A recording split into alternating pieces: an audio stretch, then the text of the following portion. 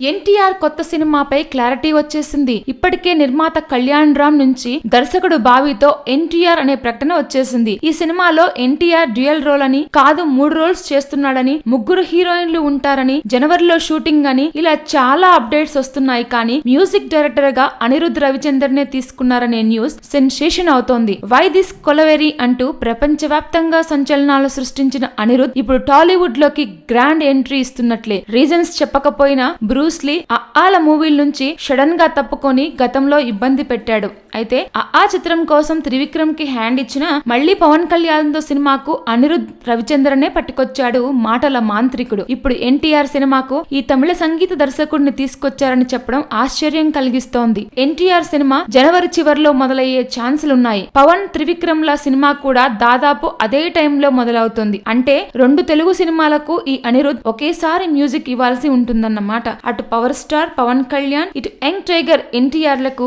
ఒకేసారి మ్యూజిక్ ఇస్తూ Kolaveri composer Tollywood boom లోకి వచ్చేస్తున్నాడు. Please subscribe. Hi, it's me Purna. Please subscribe.